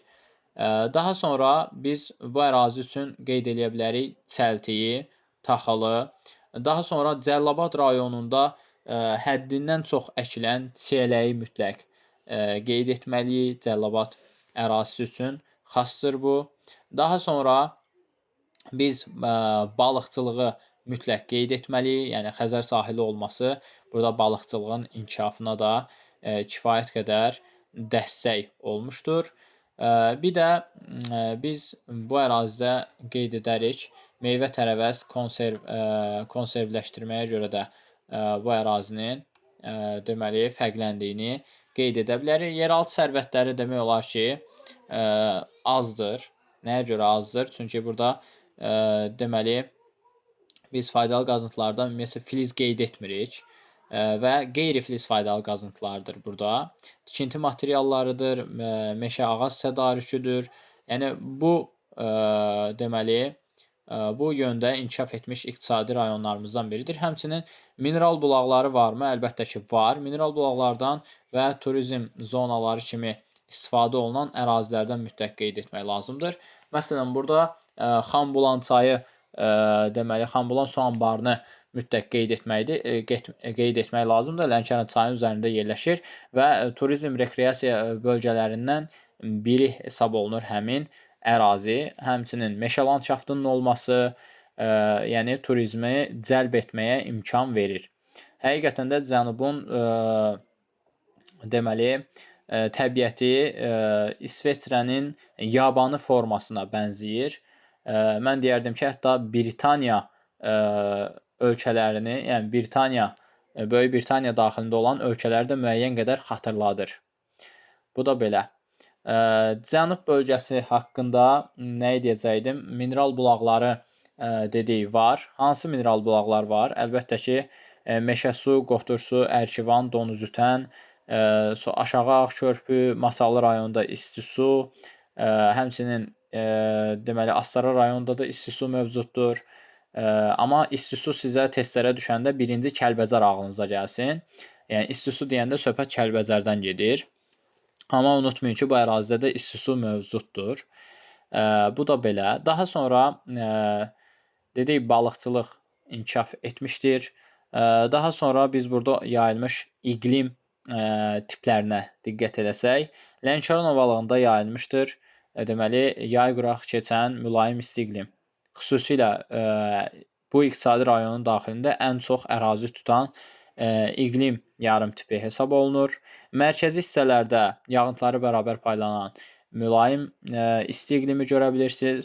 Yüksək dağlığa doğru biz burada görəcəyik soyuq iqlimdən həm yayı quraq keçən, həm qışı quraq keçən soyuq iqlimi talalar şəklində yayılmışdır. Yardımlı rayon ərazisində isə siz yüksək dağlıqda bir istisna olaraq deməli görəcəksiniz qışı sərt keçən yarımsəhra quru çöl iqlimini. Bu da belə. Azonallığın müşahidə olunduğu iqtisadi rayonumuz bu ərazidir. Landşaft inversiyasının müşahidə olunduğu deməli iqtisadi rayonlarımızdan biridir. İntrazonal landşaftın olduğu iqtisadi rayonlarımızdan biridir. Daha sonra biz burada deməli landşaftlara diqqət eləsək, burada yaranmış landşaftlarda düzən meşə çəmən landşaftını görəcəyik aşağı hissədə, sonra dağ meşə landşaftını, quru dağ çölləri və dağ kserofiklərini görə bilərik bu ərazidə. Bu da belə. Daha sonra buranın çaylarına diqqət eləsəz, buranın çayları deməli Vileş çay, Bolqar çay. Bolqar çayın digər adı Baharlı çayıdır və bu çay cənub bölgəsində olan Xəzərə tökülməyən istisna çaylarımızdan biridir. Mahmudçala gölünə tökülməkdədir və demək olar ki, burada Cəlilabad rayonu ərazisindən Biləsuvar rayonuna doğru axan çaylardan biridir. Digər çaylarımız Təngərud çayı var, Astara çayı var, Lənkəran çayı var, Vileş çayı var. Bu çaylarımızda Astara çayı var. Bu çaylar hamısının qidalanma rejimi əlbəttə ki, yağıntıların bol olması ilə bağlı olaraq yağış suları ilə qidalandığını deyə bilərik, istisnasız şəkildə. Cənub bölgəsində xüsusi bir göl qeyd etmirik. Bu da belə, amma bu ərazidə biz yasaqlıq və deməli qoruq deyil də milli park qeyd edəcəyik. Milli parkların əlbəttə ki, fərqlənən milli parkımız hansı olacaq? Hirkan milli parkıdır. Relikt və endemik bitkilərin qorunduğu deməli milli parkımız hesab olunur. Yasaqlıq isə biz 2 dənə yasaqlığımız var idi burada. Rıvarud və deməli Zuvand yasaqlığı. Biri Leriş rayon ərazisində, digəri isə Leriş və yardımlı rayonların arasında yerləşdiyini görə bilərsiniz. Nə qorunur? Əlbəttə ki, dağ meşə landşaftı qorunmaqdadır. Bu da belə. Daha sonra cənub bölgəsi haqqında biz nə qeyd edə bilərik? Xarici ölkə ilə sərhədini qeyd etdik, gömrük məntəqəsini qeyd etdik, faydalı qazıntı, landşaft, iqlim, mineral bulaq, çay, göl, burada olan bəli, dağ silsilələri. Dağ silsilələrinə baxsaq, biz burada olan dağ silsilələrindən Talış, Peştəsər və Burovar silsilələrini qeyd edəcəyik. Hər ikisi deməli, hər iki yüksək zirvəsi Talış silsiləsində yerləşən deməli, Kömürköy və Qızyurdu zirvələridir. Bunların ən hündürü Kömürköy zirvəsidir, hündürlüyü 2493 metrdir. Qızyurduda isə 2433 metrə bərabər olduğunu görə bilərsiniz. Daha sonra biz burada deməli yerləşən suxurlar haqqında danışa bilərik. Burada yerləşən suxurlar haqqında nələr deyə bilərik? Əlbəttə ki, 4-cü dövrün çay dəniz söküntüləri Lənkəran ovalıq ərazisində kifayət qədər yayıldığını görə bilərsiniz. Bu ərazidə deməli paleogen yaşlı suxurların çox olduğunu görə bilərsiniz. Yüksək dağlıq ərazilərdə, həmçinin 3-cü dövrün vulkanogen çökmə suxurlarında da, yəni 3-cü dövr deyəndə paleogen və neogen nəzərdə tutulurlar. 3-cü dövrün paleogen və neogen yaşlı deməli vulkanogen çökmə suxurlarının da yayıldığını qeyd edə bilərik. Yəni paleogen yaşlı suxurlar, qədim suxurlar burada mövcud deyil, Trias mövcud deyil. Bu da belə. Daha sonra qeyd edək, bu cənub bölgəsi haqqında nələr qeyd edə bilərik? Məncə demək olar ki, bütün bölmələrə toxunduq deyə düşünürəm. Bəli, bütün deməli bölmələrə toxunduq deyə düşünürəm. Daha sonra burada Astara ərazisində modul tipli deməli ES-imiz mövcuddur. Bunu da mütləq yadda saxlayın. Çox önəmli məlumatlardan biridir. İqtisadi mövzuya aid olan əsas məsələlərdən biri hesab olunur. Belə. Daha sonra biz qeyd edə bilərik burada Naxçıvan ərazisi haqqında, Naxçıvan iqtisadi rayonu haqqında gəlin danışaq. Naxçıvan iqtisadi rayonu haqqında nələr qeyd edəcəyik? Naxçıvan iqtisadi rayonuna deməli daxildir Sədərək rayonu, Şərur rayonu, Qıvraq, Kəngərli, daha sonra Qıvraq deyirəm, Kəngərli rayonu, Babək, Şahbuz, Culfa, Ordubad və Naxçıvan şəhəri aiddir. Bu iqtisadi rayonda diqqətinizi nə çəkməlidir? Əlbəttə ki, birinci sərhəd olduğu yerlər diqqətinizi çəkməlidir.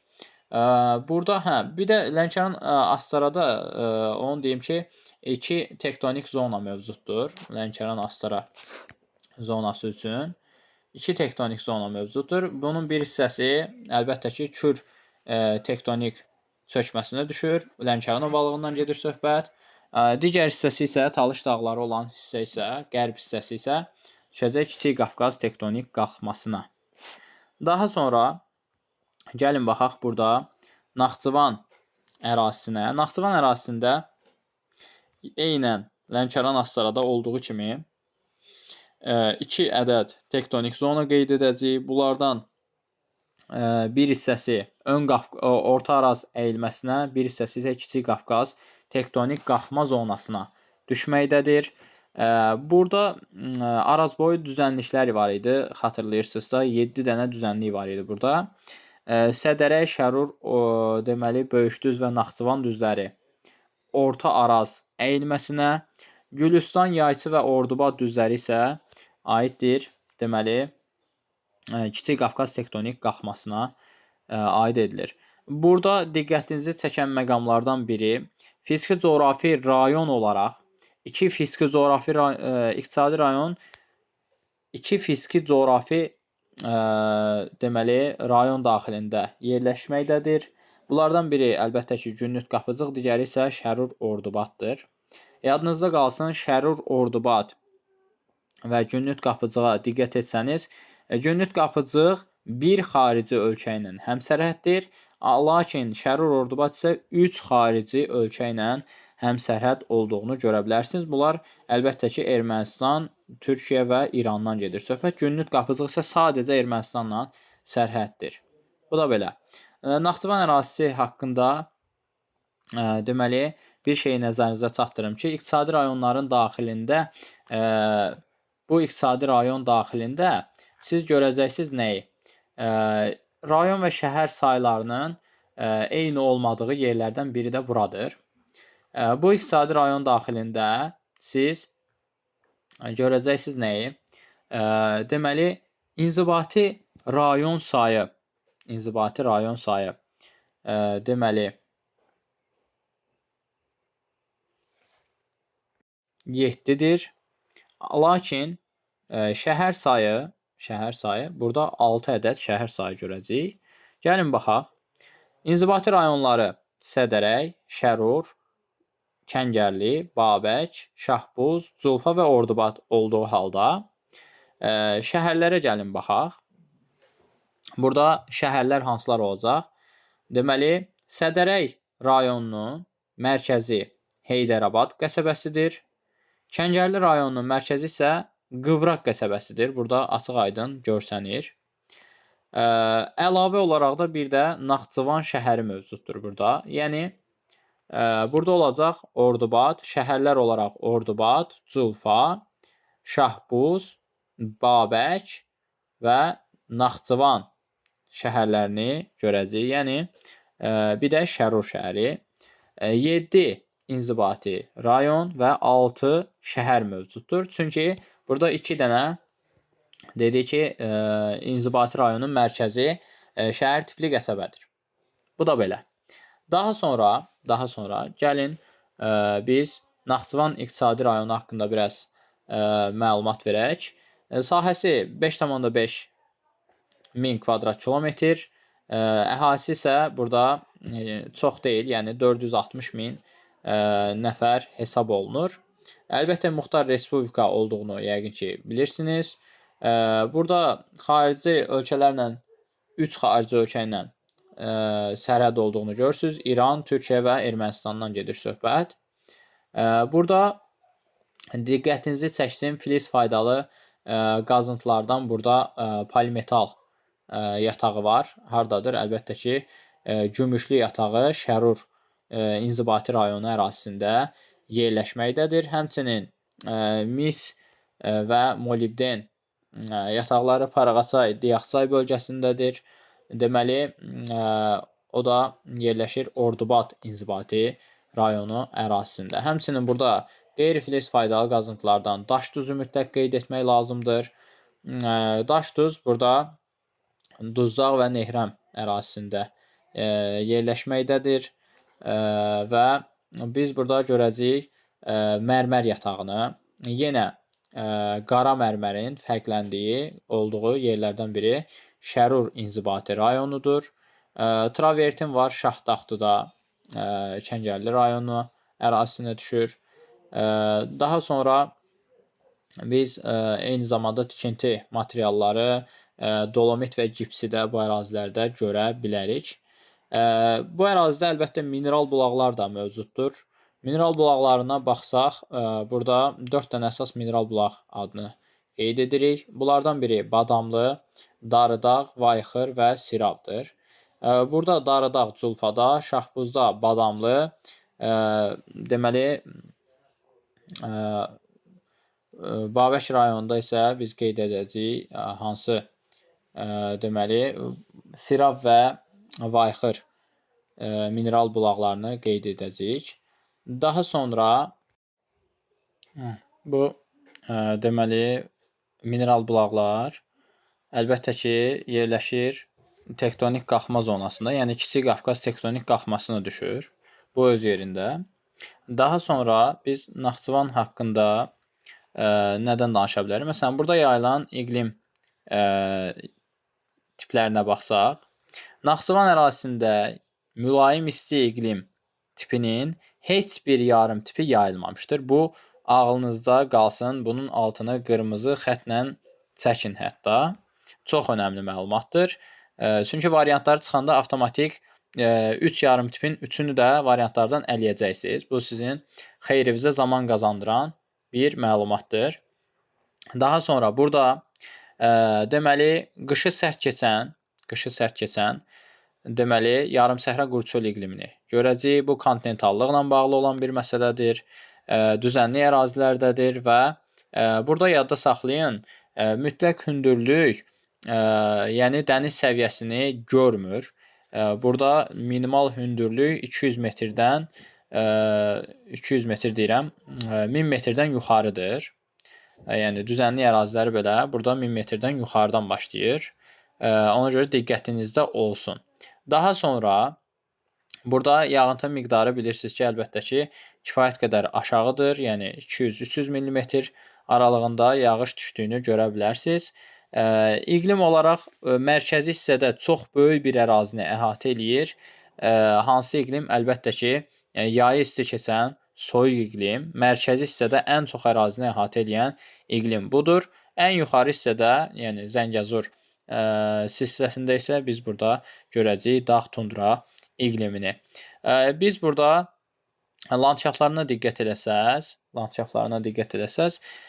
burada landşaft olaraq əlbəttə ki, nələr mövcuddur?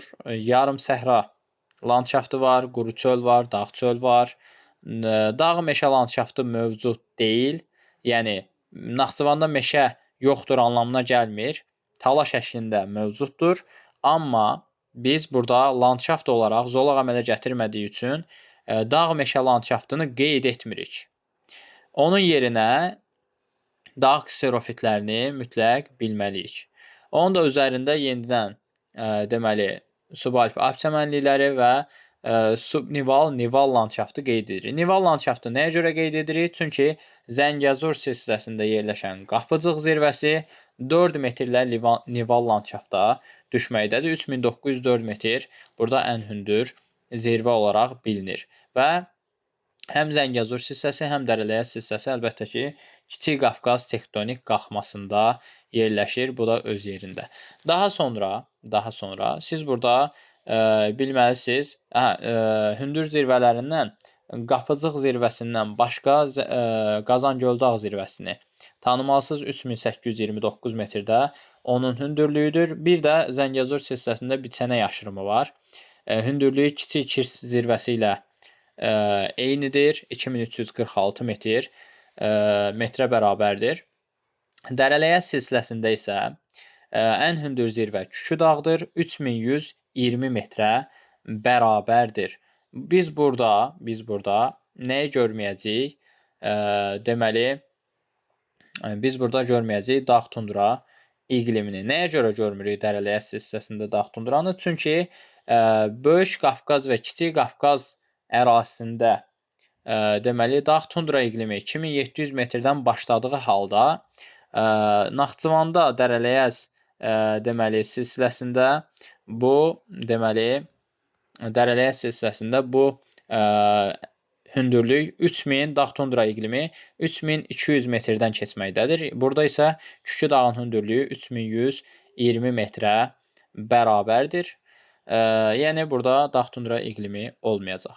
Daha sonra biz burada bilməli olduğumuz vacib məqamlardan biri də burada olan əlbəttə ki, faydalı qazıntılardır. Burada yerləşən faydalı qazıntılara baxsaq, bu ərazidə faydalı qazıntılardan Şərur ərazisində biz qeyd edəcəyik. Əlbəttə ki, mərmər yatağını qeyd edəcəyik, polimetal yatağını qeyd edəcəyik. Şərurda bilirsiniz ki, gümüşlü yatağı mövcuddur. Daha sonra polimetal yatağından başqa burada qara mərmər dediyim mövcuddur. Həmçinin burada biz qeyd edəcəyik, bayaq da adını çəkdik. Burada olan molibden yatağı Paraqaçay, Diaqçay Ordubad rayonu ərazisində yerləşdiyini bilirsiniz. Sonra qeyri-filiz faydalı qazıntılardan duz qeyd etdik. Daş duzdur burada. Şərti işarələrinə mütləq diqqət edin. Çünki şərti işarələrdən sual gəlir hər il. Daha sonra biz burada bilməliyik, deməli, Kəngərli rayonunda travertin, Şaxtaxtı yatağını tanımalıyıq. Bir də əlbəttə ki, Nehrəm Duzdağda dedik ki, daş duzu tanımaq vacibdir. Dolomit yatağı da burada mövcuddur. Nehrəmdə Babək ərazisində yerləşməkdədir. Bir də bu ərazidə biz deməli mütləq bilməliyik polimetal yatağını bilməliyik. Yəni burada başqa faydalı qazıntı qeyd etmirik. Amma düz abituriyentlərə düşmür, amma burada başqa faydalı qazıntılar da var. Məsələn, qızıl yataqlarda var, Ordubadda da var, Culfada da var. Aydındırmı? Amma bunlar düşməyəcək yəqin ki. Daha sonra biz bu iqtisadi rayon daxilində bilməli olduğumuz məsələlərdən biri burada olan göllərdir. Göllərdən 2 dənə əsas gölünü qeyd edəcəyik. Batabat gölü və Qanlı göl. Bir də Göy göl var. O Göy gölü digər Göy gölündən qarışdırmayasınız deyə adını hallandırmıram. Yəni bilməyimiz vacib deyil. Qanlı göl və dedik ki, Batabat gölü. Bu göllərin hər ikisi uçqunbənd mənşəlidir və hər ikisi deməli şirin sulu göl hesab olunmaqdadır. Şahbuz rayonu ərazisində yerləşir. Daha sonra bu ərazinin çaylarına diqqət eləsəz, burada Arpa çayı görəcəksiniz, Naxçıvan çayı görəcəksiniz, Əlincə çayı görəcəksiniz, Gilan çayı görəcəksiniz, Paraqat çayı görəcəksiniz. Aydındırmı? Bu çaylar əsas çayları hesab olun. Gilan çayı dedik görəcəksiniz. Bu çayların hamısının demək olar ki, qidalanma rejimi deməli hesab olunur. Yeraltı sular. Və burada diqqətinizi çəksin. Burada Naxçıvan çayın qollarından biri də Kükü çayıdır. Dərələyəz silsiləsindən başlayır və Naxçıvan çaya gəlir, tökülür. Aydındırmı? Sonra bu ərazidə deməli qeyd etməliyik nəyi? Silsilələri qeyd etdik. Bu ərazidə olan qoruqları qeyd edək. Burada əsas bir dənə Zəngəzur Milli Parkını mütləq tanımaq lazımdır. Çox vacibdir. Daha sonra bu ərazidə olan əsas su anbarı Araz su anbarı hesab olunur. Arpaçayın üzərində də görürsünüz, burada Arpaçay su anbarı var. Sonra Heydər Əliyev su anbarı var Naxçıvan çayının üzərində. Daha sonra burada başqa silsilələr də var. Burada Sarıdərə var. Daha sonra burada var Əncəbürd və Dəhnə silsilələrini də tanımaq lazımdır. Bu silsilələrin də hamısı, yəni burada olan bütün silsilələrdə aiddir əlbəttə ki, deməli Kiçik Qafqaz tektonik qalxma zonasına. Bu da belə. Daha sonra biz burada Respublika tabeli 3 dənə şəhər qeyd edəcəyik. Bunlardan biri Naxçıvandır, biri Culfadır, biri Ordubad şəhəridir. Həmçinin hava limanının fəaliyyət göstərdiyi Naxçıvan şəhərində beynəlxalq hava limanıdır. Bu hava limanı, bunu da mütləq yadda saxlayın. Daha sonra biz burada bayaqlarım deməyi unutduq. Burada Lənkəran ərazisində də beynəlxalq hava limanı fəaliyyət göstərir. Daha sonra biz burada beynəlxalq hava limanlarından Qəbələdə və Zaqatalada olan hava limanını qeyd etməliyik. Şəkidə isə yerli xarakterli hava limanımız mövcuddur. Bunu da bilmiş olun. Həmçinin bizdə Şərqi Zəngəzurda da beynəlxalq hava limanları bildiyiniz kimi son illərdə tikilmişdir. Laçında çox böyük bir beynəlxalq hava limanı açıldı. Həmçinin bizdə Quba adlı Zəngilan ərazisində də beynəlxalq hava limanları istifadəyə verilmişdir. Bu da diqqətinizdə olsun. Daha sonra biz deməli danışa bilərik nədən? Mən düşünürəm ki, iqtisadi rayonlardan bu qədər məlumat kifayətdir. Ən önəmli olan məlumatları, yadıma düşən ən önəmli məlumatları çatdırmağa çalışdım. Bu məlumatları yenə deyirəm, siz özünüz bilirsiniz ki, hardan daha əskiyiniz var. Həmin bölmələri açıb bir də baxırsınız. Videonu çox uzatmaq istəmirəm. Sizə tövsiyəm olan məsələlər nələrdən ibarətdir? Burada sizə ən çox düşmə ehtimalı yüksək olan Azərbaycanla bağlı düşünürəm ki, hardasa 15-ə yaxın sual olacaq. 13, 14, 15-ə yaxın sual olacaq. Yəni bu az deyil miqdarı. Azərbaycanı demək olar ki, full təkrar etmək vacibdir. Burada siz deməli istər çayları, istər gölləri, istər faydalı qazıntılarda mütləq imtahana getməzdən əvvəl şərti işarələrinə açın, baxın. Şərti işarələrindən bir dənə sual mütləq şəkildə gələcək sizə. Şərti işarələrlə bağlı mən düşünürəm ki, bir sual, faydalı qazıntıdan bir sualınız olacaq. Dünyanın faydalı qazıntılarından daşınma istiqamətlərinə baxın. Xüsusilə 4 dənə faydalı qazıntının, yəni neft, qaz, daş kömür və dəmir filizinə görə fərqlənən ölkələri və daşınma istiqamətlərinə baxın. Dünyanın və Azərbaycanın iqlimindən hər il sual gəlir. Yəni dünyanın iqlimindən mülayim dəniz və subtropikin Aralıq dəniz iqlimi tez-tez düşür sınaqlara. Yəni qəbula gəlmə ehtimalı çox yuxarıdır. Və qışı quraq keçən mülayim isti, ümumiyyətcə mülayim isti iqlimlə bağlı daha çox sual gələcəyini düşünürəm Azərbaycanın iqlimindən. Sizə gəlmə ehtimalı, sualların gəlmə ehtimalı iqtisadi rayonlardan təxminən 2 sualınız iqtisadi rayonlardan olacaq. Daha sonra düşmə ehtimalı çox yuxarı olan bölmələrdən, litosfer bölməsindən, litosfer tavaları və dağıməyə gəlmə mərhələlərinə baxın. Çox önəmlidir. Düşmə ehtimalı çox yuxarıdır. Daha sonra deməli təbii zonalar və yerləşdiyi iqlim, torpaq örtüyünə mütləq şəkildə baxın. Buradan sual çox gəlir.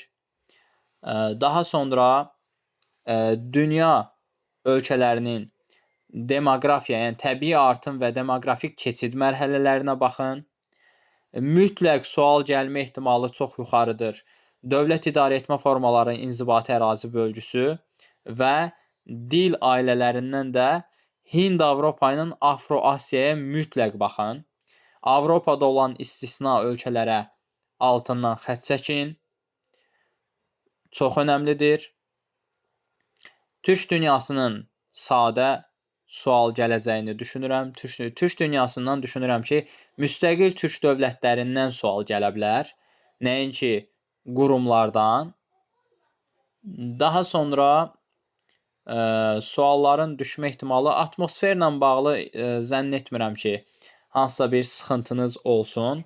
Atmosferdə baxacağınız hissə düşünürəm ki, deməli, siklon, antisiklon, deməli, təzyiq quşaqları bölməsidir.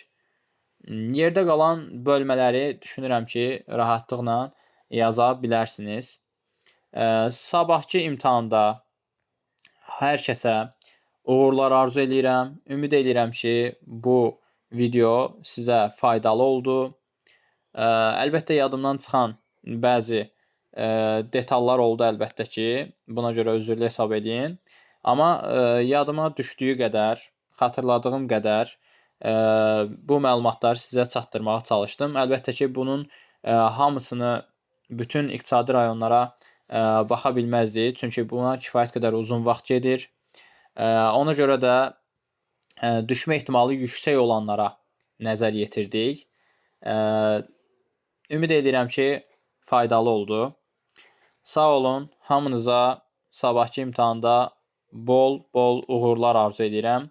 Sizdən xahişim imtahanda həddindən artıq diqqətli olun.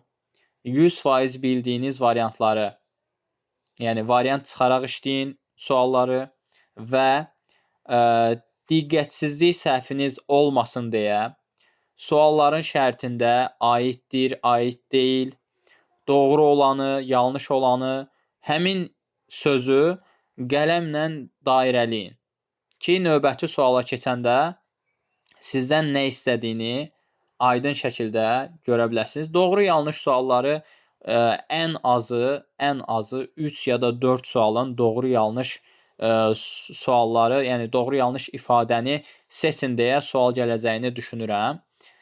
Situasiyanı kompleks sual gəldiyi halda situasiyaya düşmə ehtimalı suallar yəqin ki, materik sualı ya da hansısa bir materikin ya hansısa iqtisadi rayon daxilində sual salına bilər. Ya da coğrafi koordinatlar, saat qurşağı, buradan ən çox gələn sual tipləri buradan gəlir.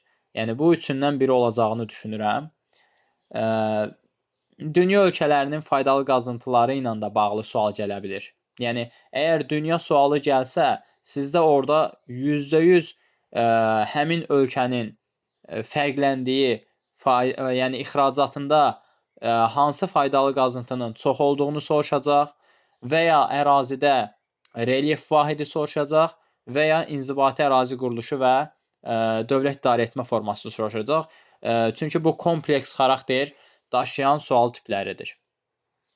Belə. Yaxşı, çox sağ olun. Uğurlar hamınıza. Ümid edirəm ki, faydalı bir video oldu. Sağ olun.